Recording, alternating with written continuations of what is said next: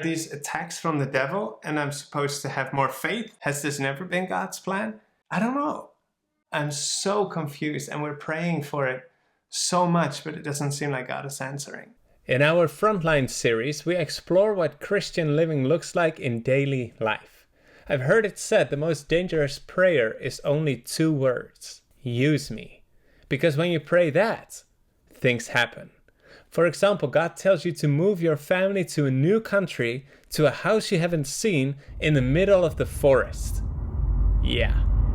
What do you do then?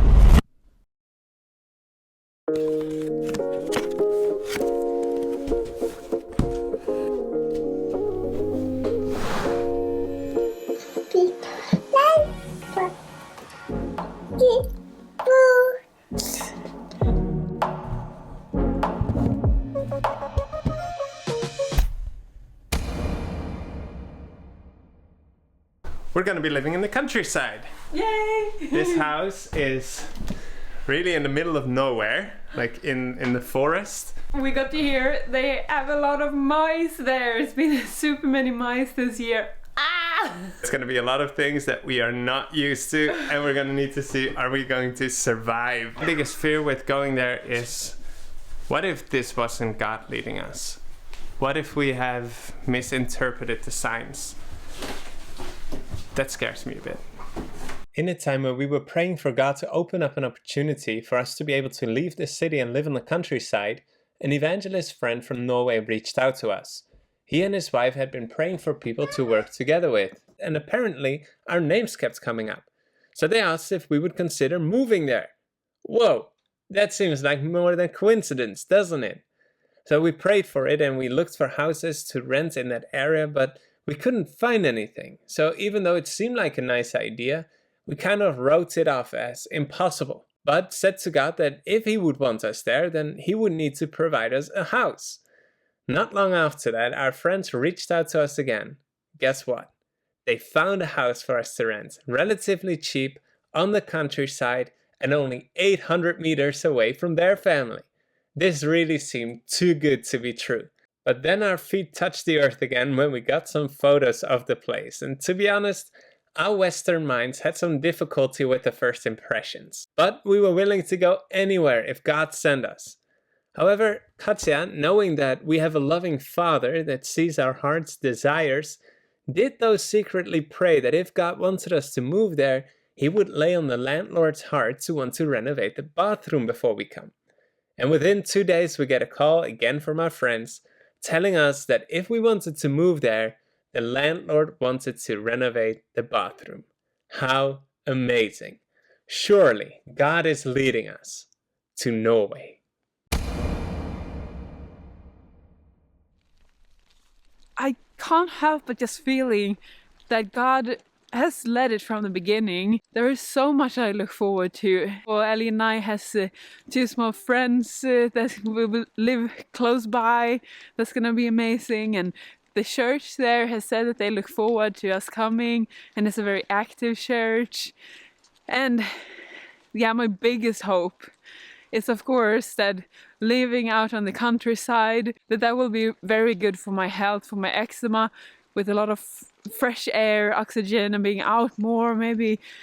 So that is my biggest hope. Also just the whole country living. That's gonna be amazing to get to learn how to grow your own things. Like, we know nothing about this, but it will be exciting to learn. I'm looking forward to that a lot, and I believe that God has something amazing for us in this.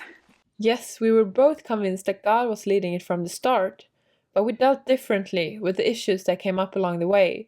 Melvin wasn't so sure anymore.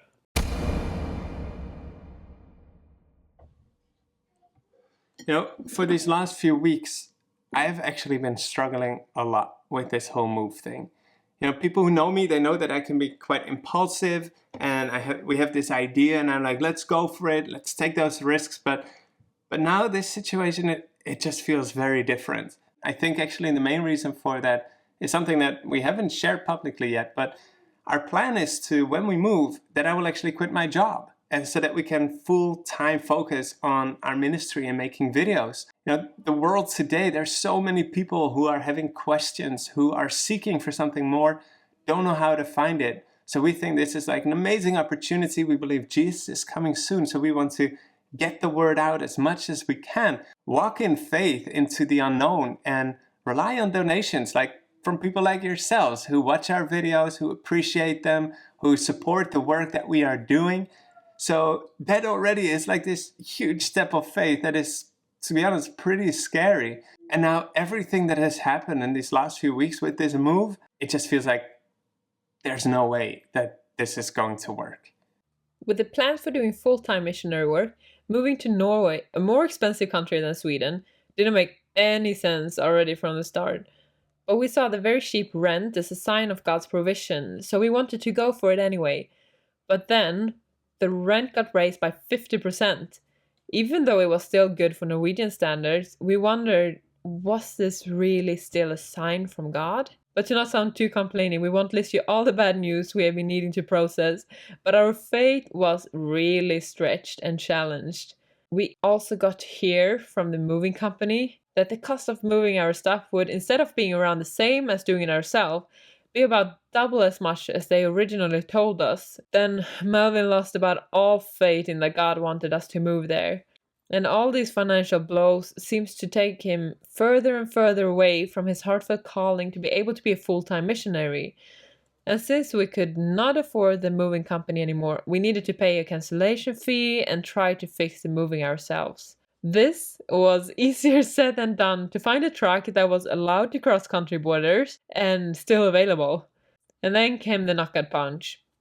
The finances were not the only thing that were stopping Melvin to make Christian videos full-time. Just yesterday, when Melvin wanted to order an internet subscription, he was told by all the providers, unlike what they had told our friends weeks earlier when they called to check for this, that there is no internet connection or coverage where we're going to live. For an online video ministry, no internet means game over.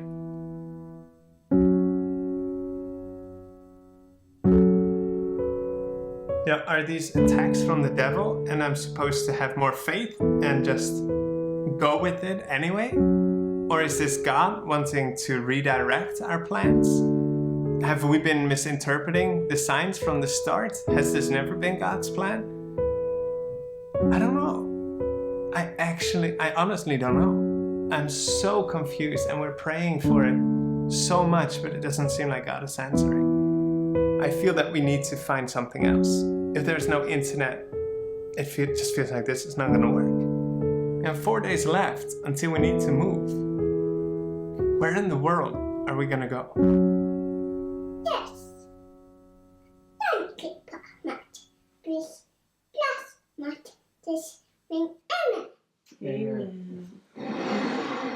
We prayed a lot and we got some heartwarming invitations from friends welcoming us to their homes, and one alternative option in particular seemed our best way out. But then, on our last day, we made one more call that reawakened our hope for Norway. It's now 8:30 p.m. Tomorrow we move. We are so tired. Very tired. We've been noticing all day that we've been using a lot less words. And we still have quite some stuff that needs to be done. Yeah. A lot. Good news. I called with the internet provider there and they say that they are going to put up a new mast within the next 2 months or so. And that should give us good internet. So that seems to be hopefully a miracle in the making. Seems like good timing. But there is still one practical problem.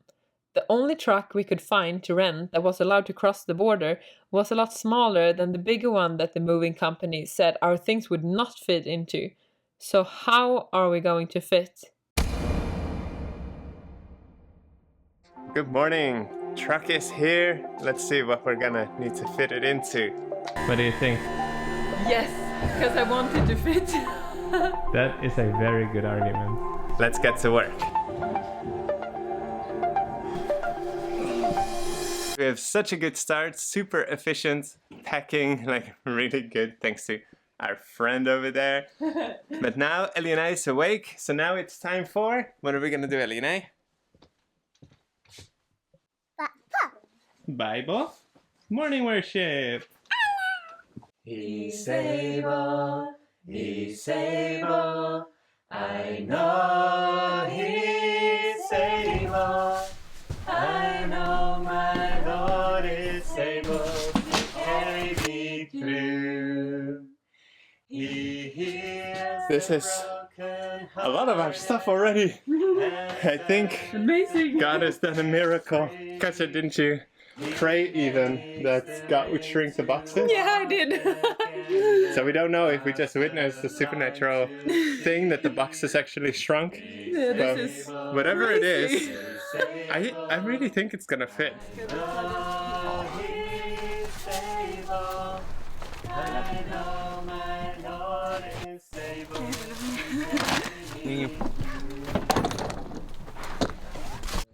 It's been taking a few hours, but look at this. This is how you maximize space. Still have a 6-hour drive ahead, so Yes. looking good. There we go. Yeah, we wish.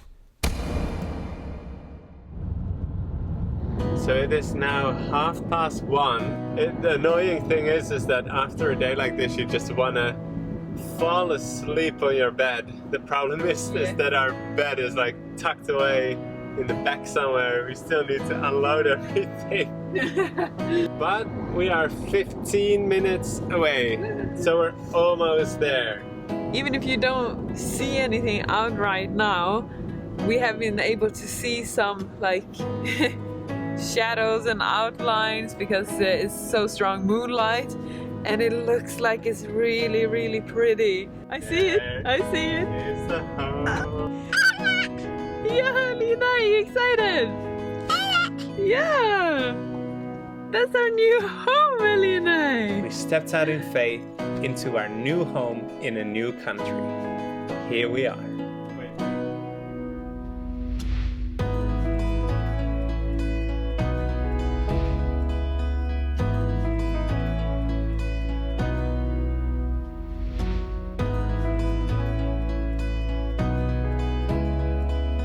Knowing where God is leading you in your life isn't always easy to figure out. I was so worried about the destination that I felt a lot of pressure and became overwhelmed when circumstances seemed to ruin our plans. The thing is, I didn't need to worry. Yes, these adventures with God, they can sometimes pull you out of your comfort zone, stretch your faith and keep you in the unknown until the last minute. But Jesus promises us in Matthew 6, no matter what the circumstances are, no matter if you end up at point A or B, God takes care of you. We got help financially and with driving, moving, cleaning, and our friends in Norway have done so much for us, from painting the bedrooms to having baked fresh bread as a welcome gift. It's all been very humbling and very comforting. And we've learned a lot about ourselves during these crazy weeks. And we are curious to see if Katja's health will get better here, how well the internet will work, and how 2 city people will survive on the countryside. One thing is for sure, we are excited to see what God's plan with us here is. We love you all. Maranatha.